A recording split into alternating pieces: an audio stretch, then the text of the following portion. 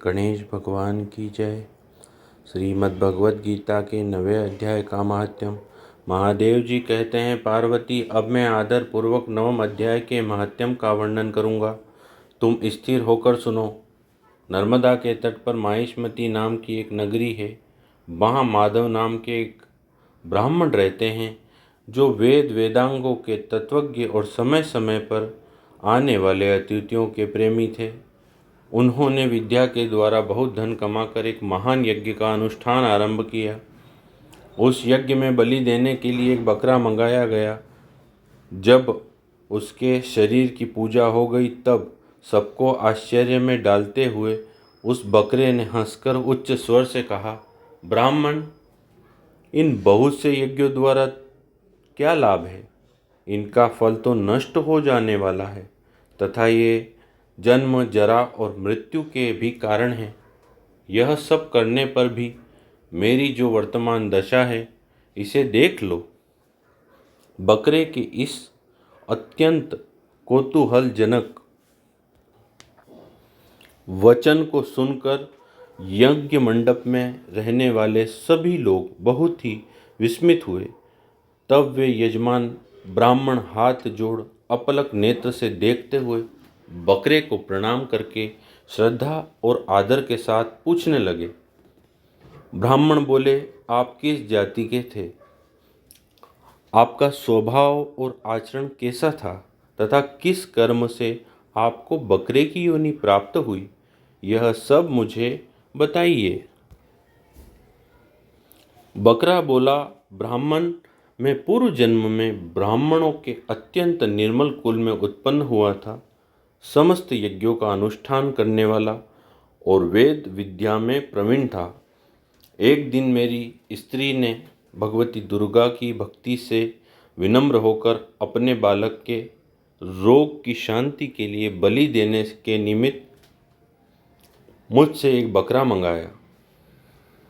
तत्पश्चात जब चंडिका के मंदिर में वह बकरा मारा जाने लगा, उस समय उसकी माता ने मुझे शाप दिया, ओ ब्राह्मणों में नीच,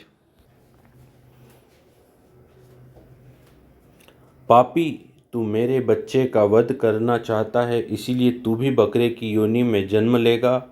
द्विश्रेष्ठ, तब कालवश मृत्यु को प्राप्त होकर मैं बकरा हुआ। यद्यपि मैं पशु योनि में पड़ा हुआ हूँ, तो भी मुझे अपने पूर्व जन्मों का स्मरण बना हुआ है। ब्राह्मण, यदि आपको सुनने की उत्कंठा हो तो मैं एक और भी आश्चर्य की बात बताता हूँ।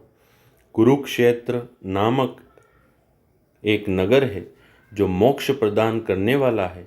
वहाँ चंद्र शर्मा नामक एक सूर्यवंशी राजा राज्य करते थे।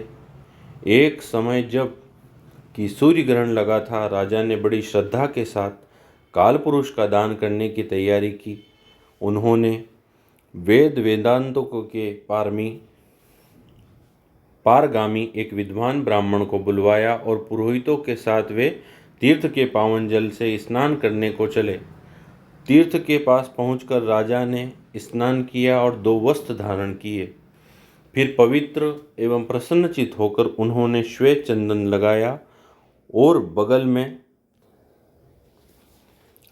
खड़े हुए पुरोहितों का हाथ पकड़कर तत्कालोचित मनुष्यों से घिरे हुए अपने स्थान पर लौट आए। आने पर राजा ने यथोचित विधि से भक्तिपूर्वक ब्राह्मणों को कालपुरुष का दान किया। तब कालपुरुष का हृदय चीर कर उसमें से एक पापात्मा चांडाल प्रकट हुआ।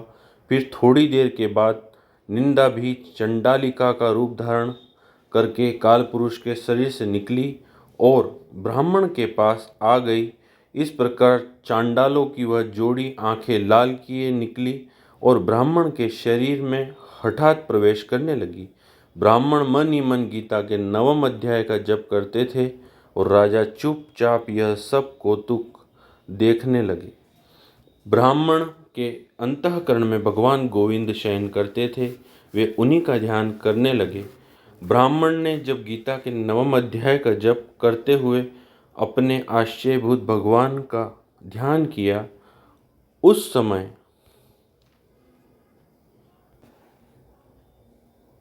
गीता के अक्षरों से प्रकट हुए विष्णुदूतों द्वारा पीड़ित होकर वे दोनों चांडाल भाग चले। उनका उद्योग निष्फल हो गया। इस प्रकार इस घटना को प्रत्यक्ष देखकर राजा के नेत्र आश्चर्य से चकित हो उठे। उन्होंने ब्राह्मण से पूछा, विप्रवर, इस महाभयंकर आपत्ति को आपने कैसे पार पाया?